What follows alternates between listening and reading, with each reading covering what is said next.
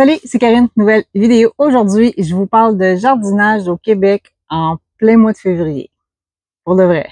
Oui, je vous parle de ça, j'ai réussi. En fait, j'ai réussi même à coût vraiment modeste. Là. Ça m'a vraiment pas coûté grand-chose. Puis j'ai fait quelques plans. Je vais vous expliquer ça aujourd'hui, comment j'ai fait. Mais juste avant, j'ai une petite annonce à vous faire. La chaîne YouTube va changer de nom. Oui, ça va changer de nom. La raison est bien simple, c'est que je suis en train de démarrer mon entreprise en horticulture au Québec.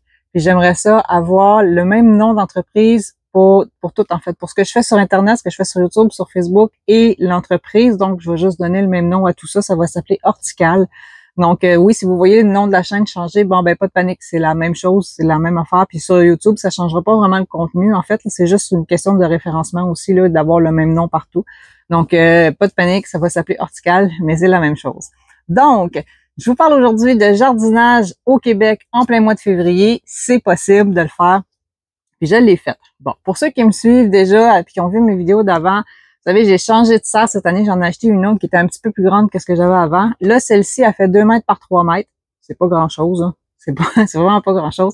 Mais ça me permet quand même d'avoir quand même une bonne superficie de culture, puis sans nécessairement avoir un gros volume d'air à chauffer. Fait que ce que j'ai fait, c'est que je l'avais installé l'automne dernier pour tester. En fait, je l'ai installé à un endroit où j'aurais le plus de lumière possible, évidemment. Puis je voulais aussi l'installer proche de la maison. Fait que je l'ai installé temporairement à l'automne pour voir qu'est-ce que ça allait donner. Puis j'ai bien fait parce que cette année, au Québec, de la neige, on en a eu. Bon. Tempête de neige à 45 cm. Oui, 45 cm de neige qu'on a reçu dimanche dernier. Puis, je pense que vous savez pas non plus, c'est que le jeudi, juste avant, on avait reçu un autre 20 cm de neige. C'est ça, les hivers au Québec. Honnêtement, moi, j'étais bien contente parce que ça me rappelait les hivers quand moi, j'étais plus jeune, avant que les changements climatiques nous adoucissent ça un petit peu trop, à mon goût, là. Mais bref, j'étais vraiment contente de recevoir autant de neige que ça cette année. Mais là, en ce moment, mon jardin, ben c'est blanc, hein. Je planterai pas demain matin. Je sais, là, j'envoie des vidéos, ceux qui sont dans le sud de la France, là, vous pouvez commencer à planter certaines choses, là, où il y a bien des affaires que vous pouvez commencer. Moi, non, ça sera pas tout de suite. Mais bon, j'ai un avantage, je suis dans la région la plus chaude du Québec. Au Québec, on appelle ça la région 5A. C'est complètement au sud du Québec, Montréal et sud de Montréal. Ça fait que moi, je suis dans la région la plus chaude du Québec. Le printemps va arriver vite, ça va fondre vite, puis ça va bien aller comme à chaque année. Je vais pouvoir planter pareil. C'est pas ça qui m'inquiète, même que j'aime ça un petit peu parce que le fait d'avoir reçu beaucoup de neige, moi, ce que j'ai remarqué, bon, ça n'a absolument rien de scientifique, là, c'est vraiment juste l'observation que moi, je fais dans mon jardin. Plus j'ai de neige, moins j'ai de problèmes d'insectes ravageurs. Bon, c'est pas scientifique ni absolument rien, c'est juste une constatation que moi j'ai faite. Fait que bon, ça fait mon affaire d'en avoir reçu autant. Mais pour ce qui est de la serre, bon, là, j'avais un nouveau défi, c'est qu'une plus grande serre, ben, ça me donne un plus gros volume d'air à chauffer. Fait qu'il fallait que je réussisse à chauffer ça assez pour pouvoir cultiver à l'intérieur, mais il fallait pas non plus que je me ramasse avec des frais exorbitants en chauffage, puis je voulais pas avoir du chauffage d'énergie fossile non plus là-dedans. Ça, il en était pas question, il fallait que ce soit électrique. Donc, mon installation, ce que j'ai fait, c'est que j'ai commencé par installer ma mini serre à semis que j'avais achetée sur Amazon. Si vous vous souvenez, j'avais fait une vidéo là-dessus, je l'ai installée là. Je vais tourner la caméra, je vais vous le montrer un petit peu. Je l'ai installée ici. L'avantage, c'est qu'elle vient avec des lampes horticoles qui sont bon, qualité moyenne, là, mais quand même, moi, ce que ça me permettait, c'était de prolonger les journées. Parce qu'en hiver, les journées sont très courtes. Là.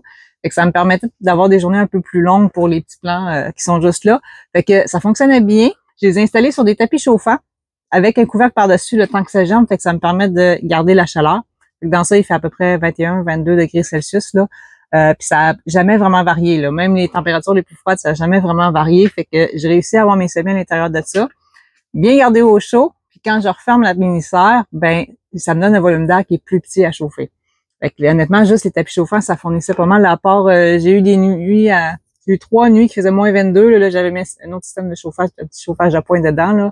Mais sinon, oui, ça fonctionnait très bien, là. Ça allait très bien pour faire les semis. Ça a très bien marché. Et ça, c'est ce que j'ai fait pour les planter. Mais évidemment, à un moment donné, ben, ça finit par grandir. Fait que là, j'ai obligé de chauffer la serre au complet. Ça a fonctionné avec deux petits chauffages de pointe à 1500 watts chacun, branchés chacun indépendamment, là. Et les plants, ben oui. Ben, ça a grandi. Ça a grandi beaucoup. J'ai des fines herbes, j'ai de la laitue, c'est ce que j'avais testé. Puis oui, j'ai pris un peu d'avance là-dessus, je vais vous en parler tantôt, là, mais oui, ça fonctionne. Fait que faire du jardinage dans une serre en plein hiver au Québec, là, ça se fait très bien, même même pour les petits débutants, là, même pour à peu près tout le monde, puis pas besoin d'avoir un gros budget.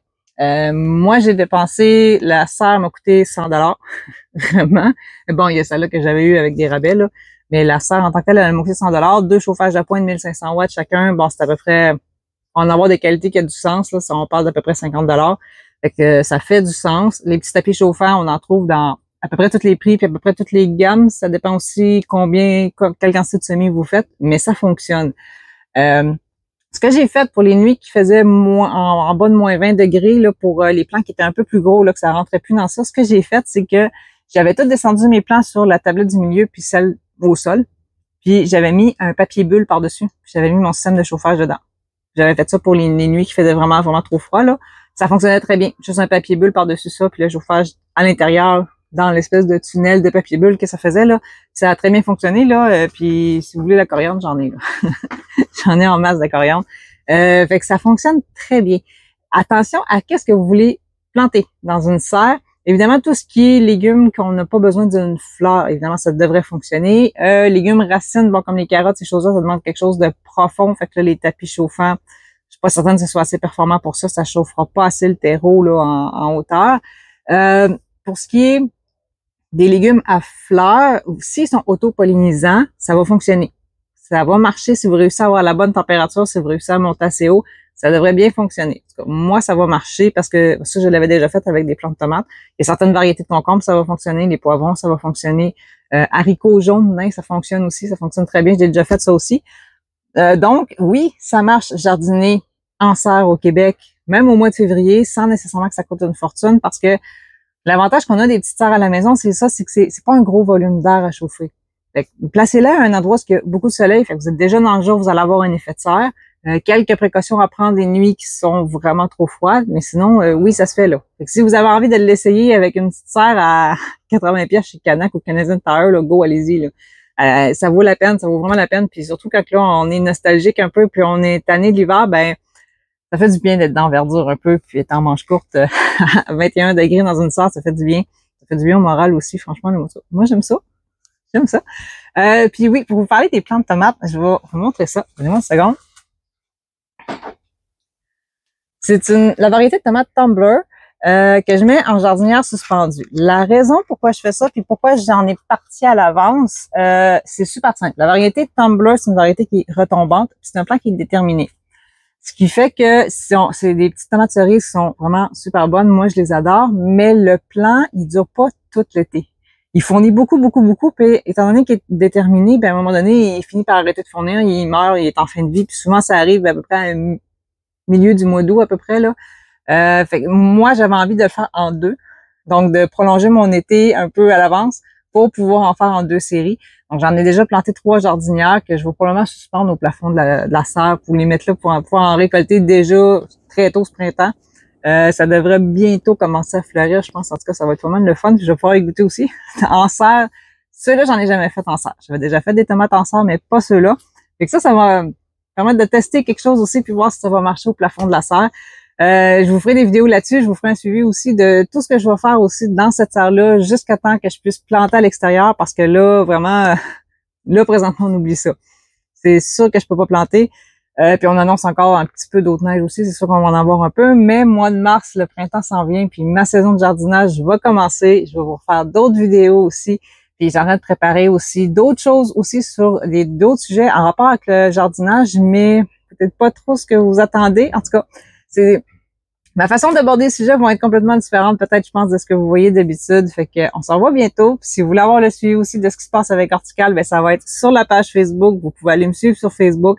Puis, entre-temps, je vous prépare d'autres vidéos. Ça s'en vient. On se revoit bientôt. La saison commence. Bye bye.